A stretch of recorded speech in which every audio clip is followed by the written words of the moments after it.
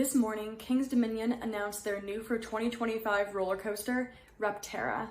Rapterra is a launched B&M wing roller coaster that will be the much-needed replacement for Volcano the Blast coaster.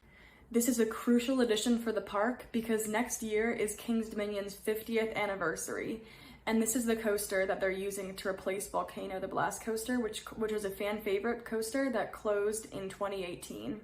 Rapterra is being marketed as the world's tallest and longest launched wing coaster. Rapterra will be located in the Jungle Expedition section of the park. Now, over the past few years, King's Dominion has put a lot of work into the Jungle X section in improving it and adding to the theming, as well as retheming some of their roller coasters and rides to fit the jungle theme. For example, Arachnidia is a new name for the Scrambler, and Intimidator 305 is now under the temporary name of Project 305, hopefully soon in 2025 to be announced and given a new name and a new theme and perhaps color scheme.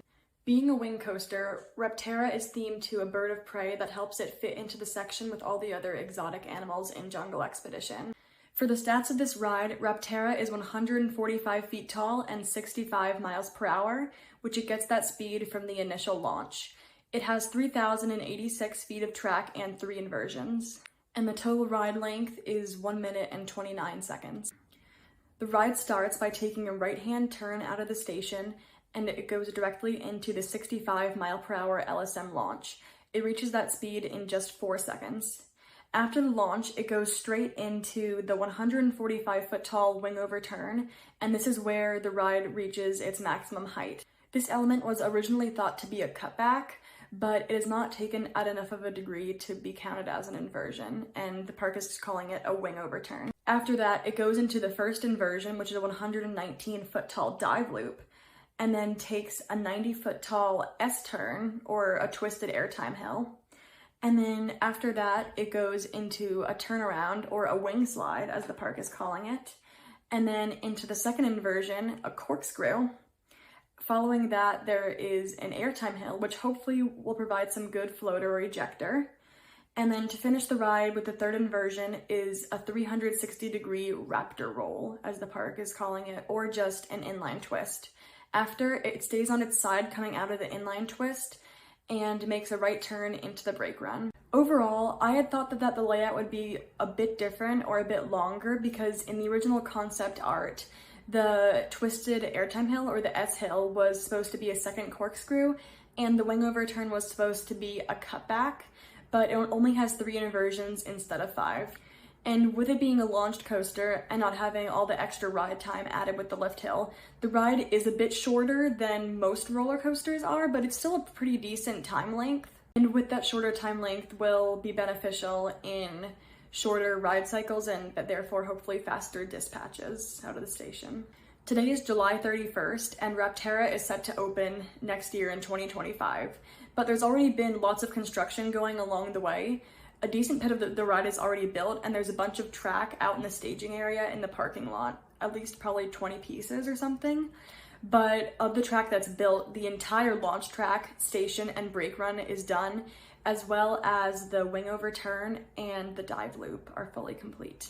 King's Dominion has done an amazing job so far with the efficient construction, as many of the new for 2025 roller coasters are not even rumored, let alone announced, and have a decent bit of construction along the way done. I'm assuming that they're getting a bunch of the construction done now so that they don't have to work like long and late into the winter, and also perhaps so that they have time to add some theming elements. We saw in the concept art made by King's Dominion today that on the launch track there seemed to be some cool like ancient jungle arches around, so hopefully they'll be able to add some of those and a cool launch tunnel at the beginning and perhaps some near misses throughout the ride. I know that I personally hope that there's some theming on this ride, as it's in the brand new Jungle Expedition area, which has some amazing theming so far. I hope that King's Dominion can keep up this trend of good theming. And it's awesome to see that Cedar Fair, or I guess the new big Six Flags chain, is spending some of their budget and making the rides a more quality experience instead of just pure thrills. Now, what does the addition of Rapterra mean for King's Dominion?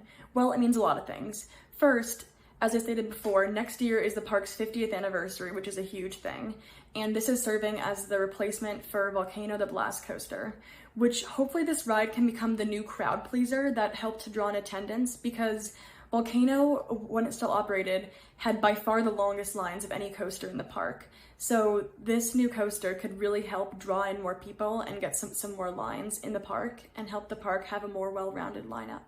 What's amazing is that Rapterra is the first B&M roller coaster that is built for King's Dominion.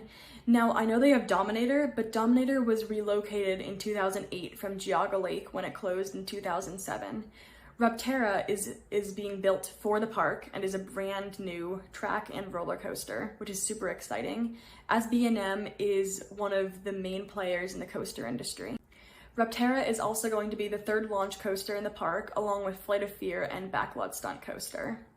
Volcano served as the third launch coaster in the park, but when it was removed, there's only two, both premier launch coasters, so it'll be cool to see a new B&M launch coaster. Now for some big questions. Will Rapterra be the third best roller coaster in the park?